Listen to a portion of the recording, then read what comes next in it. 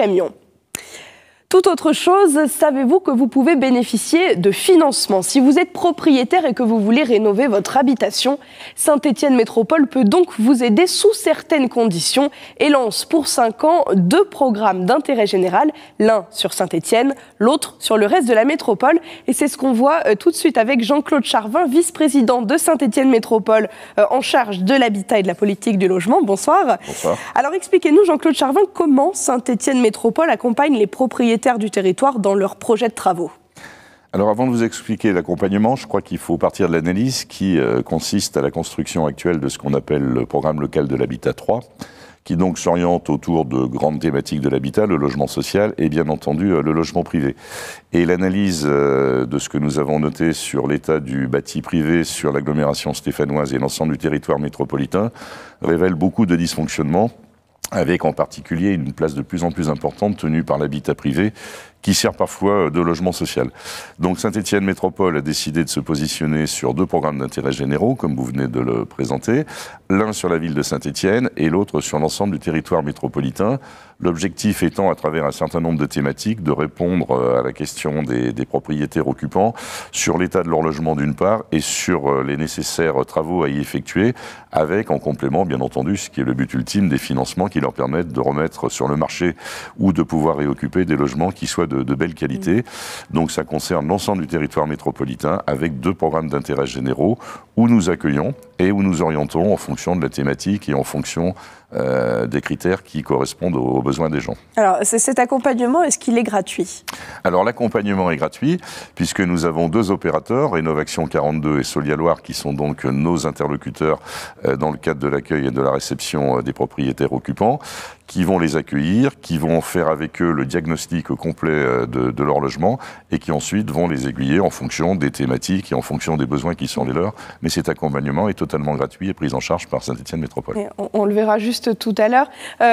Juste avant, quel type de travaux devons-nous faire pour pouvoir bénéficier de cet accompagnement? Alors, il y a plusieurs types de travaux. Je ne vais pas rentrer dans le détail de la totalité des critères éligibles. Globalement, il y a une grande orientation sur les primo-accédants, c'est-à-dire ceux qui, pour la première fois, vont devenir propriétaires et qui sont bénéficiaires du prêt à taux zéro, donc de l'État, qui ceux-là sont orientés plutôt vers Rénovaction 42 dans une phase de démarrage.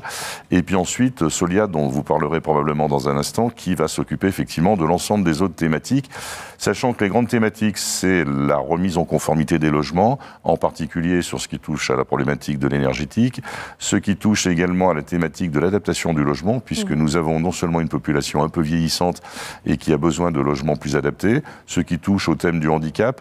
Et puis nous avons également un deuxième volet qui est très important, c'est la dégradation des petites copropriétés, sur lequel nous intervenons également, où nous allons mettre à disposition des copropriétaires un certain nombre d'actions, et dont les leviers seront bien entendu les mêmes, Solia et Rénovaction 42. Et justement, pour bénéficier de ces aides, il faut s'adresser à Saint-Étienne Métropole ou directement aux 2 plateformes? Non, vous adressez d'abord à Saint-Étienne Métropole, qui vous orientera en fonction de la thématique qui est la vôtre, et ensuite vous serez pris en charge, soit par Rénovaction 42, soit par Solia, mais sur le site de la métropole, vous verrez que tout est accessible très très rapidement.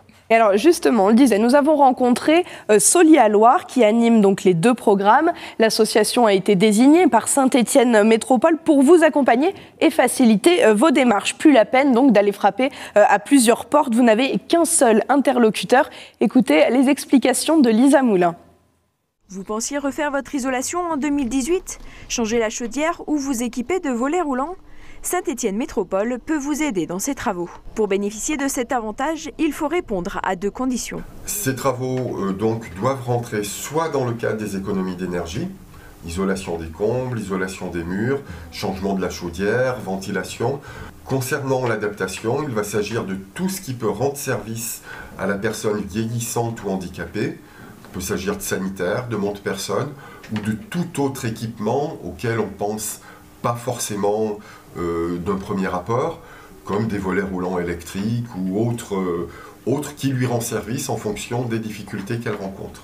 Le cas le plus fréquemment rencontré par Solia, c'est une personne ou un couple âgé donc qui va souhaiter transformer sa baignoire, la remplacer par une douche, avec tous les travaux bien sûr qui vont avec. D'expérience, on va être là sur un projet de l'ordre de 6 à 8 000 euros de travaux.